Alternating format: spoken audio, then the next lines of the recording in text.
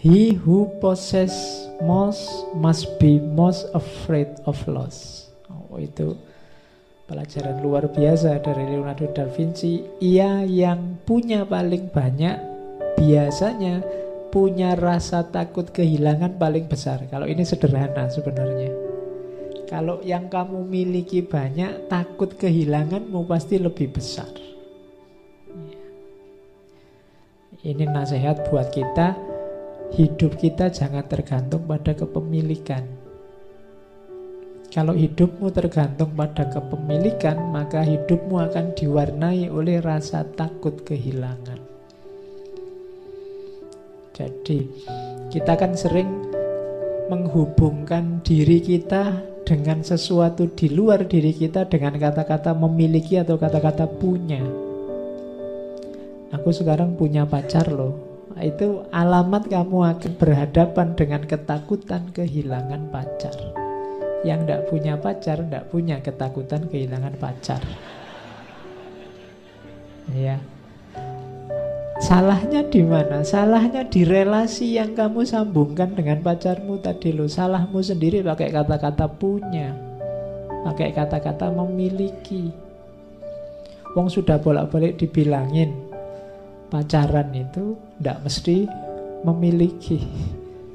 Kamu masih memiliki terus. Ya, kalau memiliki kamu akan berhadapan dengan monster yang namanya kehilangan.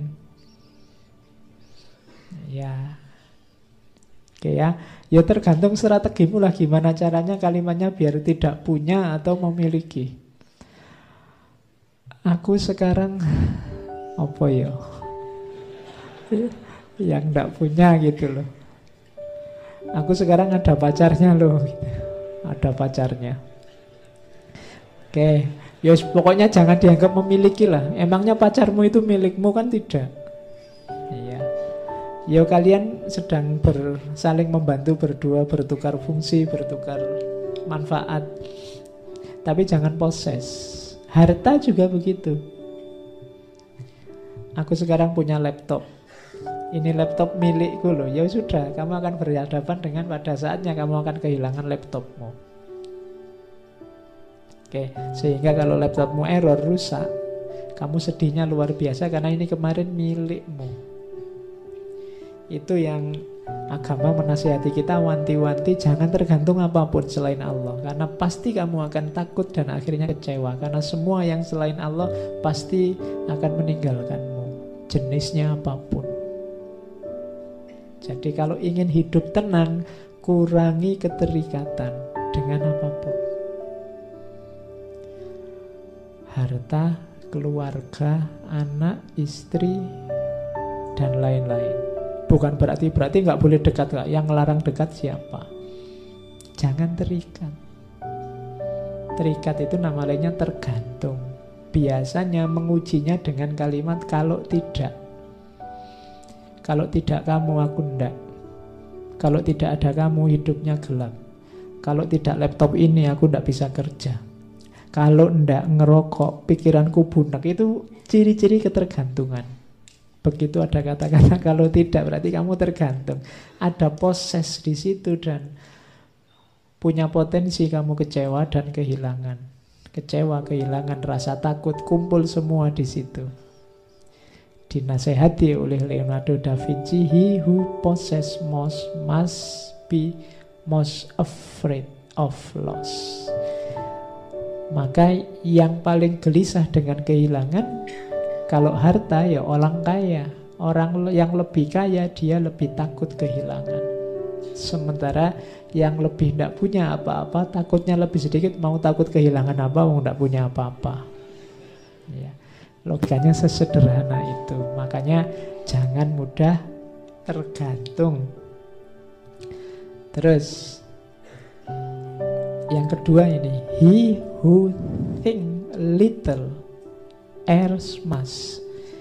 Ini kebalikannya. Selama ini kan kamu merasa bahwa kalau banyak mikir banyak salahnya. Ndak, katanya Leonardo kebalik. Justru kalau kamu jarang mikir, kamu akan sering salah. Kenapa? Kamu tidak terlatih berpikir. Jadi justru tidak apa-apa kamu berpikir keliru ya nanti diperbaiki, berpikir salah ya nanti diluruskan, dibenarkan. Berpikirlah terus, tidak masalah. Lama-lama kamu bisa terlatih berpikir kritis, berpikir benar, berpikir lurus. Kalau kamu jarang berpikir, akal otaknya jarang digunakan, ya masih mudah tersesat dalam berpikir. Jadi jangan takut berpikir. Nanti kan banyak mikir, banyak kelirunya. Iya, tapi setelah keliru akan ada perbaikan. Tapi kalau kamu tidak pernah mikir, kamu tidak tahu salahmu di mana. Begitu saatnya kamu mikir, kamu akan salah. Jadi siapa yang berpikirnya sedikit justru punya potensi salahnya besar. Jadi tidak usah takut berpikir. Berpikir saja. Berpikir itu fasilitas yang diberikan oleh Allah dan luar biasa. Berpikir itu punya ciri kebebasan yang hakiki. Tidak ada orang yang bisa dihalangi saat dia berpikir. Kalau fisikmu bisa dihalangi, bisa dipenjara, bisa dicegah, tapi kalau pikiran tidak. Kamu ingin apapun, kamu punya maksud apapun, kamu menggambarkan, menjelaskan apapun, kalau itu adegannya dalam pikiran, tidak masalah. Di situ ada kebebasan. Maka berpikirlah. Kemudian ada lagi, nah gandengannya mikir itu ngomong, he who truly knows has no occasion to shout. Dia, siapapun yang sudah tahu dengan pasti, biasanya tidak ada lagi kesempatan untuk teriak-teriak. Orang yang masih ribut dengan kebenarannya, biasanya dia masih belum terlalu yakin dengan kebenarannya. Orang yang masih sibuk ingin menunjukkan salahnya orang lain, biasanya itu dilakukan dalam rangka menegaskan benarnya dirinya. Kalau dia masih butuh ingin menegaskan benarnya dirinya, sebenarnya dia belum terlalu yakin dengan kebenarannya sendiri. Jadi he who truly knows has no occasion to shout. Kalau kamu sudah tahu kebenaran, biasanya kamu tenang, tidak ribut. Pokoknya aku tahu sendiri kok, kamu mau ngomong apa terserah kamu. Aku sudah ngerti yang sejati. Tapi kalau kamu masih ribut, masih pingin tahu salahnya orang lain di mana, karena yang benar itu aku, biasanya kamu masih butuh justifikasi dari kebenaranmu yang terletak dalam salahnya orang lain. Nah ini kita harus hati-hati dengan kebenaran yang kita miliki, karena kadang-kadang kita itu kan sibuk nyari kesalahan orang lain. Itu sebenarnya ciri bahwa kita belum terlalu yakin dengan kebenaran kita sendiri. Kalau kita sudah yakin mantap dengan kebenaran kita, biasanya kita tidak butuh lagi penjelasan bahwa orang lain lebih buruk, lebih salah dari kita, bahwa orang lain yang keliru dan kita satu-satunya yang benar. Kalau sudah yakin ya sudah. Kamu yakin benar bahwa pilihanmu paling cocok, atau kamu yakin bahwa di kampung ini yang paling ganteng aku misalnya, itu kamu kan sudah tenang.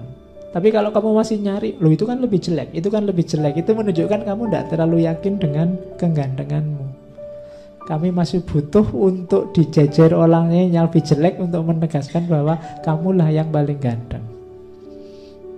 Jadi ini boleh kamu jadikan rumus, bahwa yang masih ribut untuk mencari siapa yang salah, kemungkinan dia masih belum terlalu yakin dengan kebenarannya sendiri. Kalau dalam tradisi filsafat Islam, ilmu kalam, ada istilah sukunun nafas. Sukunun nafas itu tenangnya jiwa. Jadi di antara parameternya kebenaran itu sukunun nafas. Kalau kamu sudah nyampe pada terminal kebenaran, jiwamu tenang. Sudah tahu aslinya saya tenang sudah. Tapi kalau belum, masih mencari-cari justifikasi pembenaran, biasanya masih belum tahu. Terus yang panjang, he who does not go beyond his master is a poor pupil. Jadi siapa yang masih belum bisa melampaui gurunya, dia adalah murid yang jelek. Nah, ini Leonardo da Vinci loh ya. Berarti misimu sebenarnya adalah kamu harus lebih pinter, lebih cerdas, lebih luar biasa dibandingkan guru-gurumu. Kalau hanya sama, itu pun tetap dianggap kamu murid yang jelek. Kenapa bisa begitu loh? Gurumu itu anak zamannya. Dia sampai dalam keilmuannya sebatas wawasan dinamika kehidupannya. Sementara hidup itu dinamis, maka wawasanmu harusnya nambahi wawasan gurumu, sehingga kamu harusnya lebih luas dari gurumu. Itu menunjukkan gurumu sukses. Kalau hanya sama, berarti kamu hanya mengcopy paste gagasan-gagasannya gurumu. Kamu harus lebih itu melampaui. Cuma kan kamu selalu bilang, apa yang mungkin Pak, saya bisa melampaui guruku. Ya kalau saya bilang tadi ya, kalau kamu sudah bilang begitu ya ndak mungkin sudah. Kamu mimpi aja ndak berani ya ndak mungkin. Mungkin.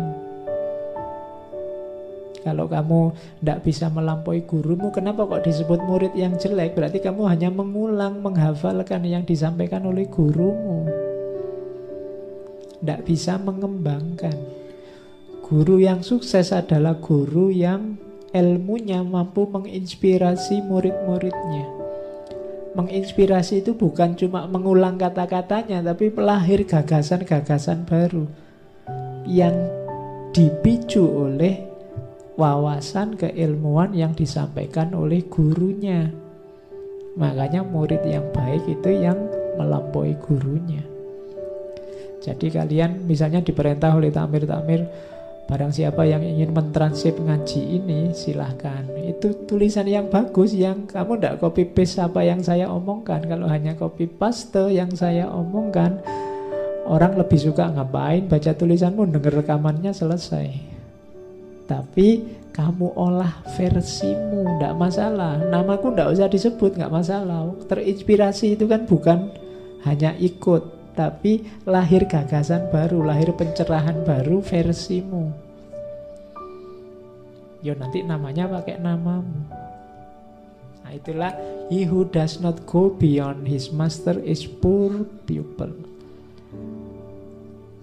Kalau yang ungu itu, he who does not value life does not deserve it. Orang yang tidak menghargai kehidupan tidak layak untuk hidup. Wong gak kamu hargai. Oke, ini penjelasannya kalian sudah ngerti. He who wishes to be rich within a day will be hanged within a year.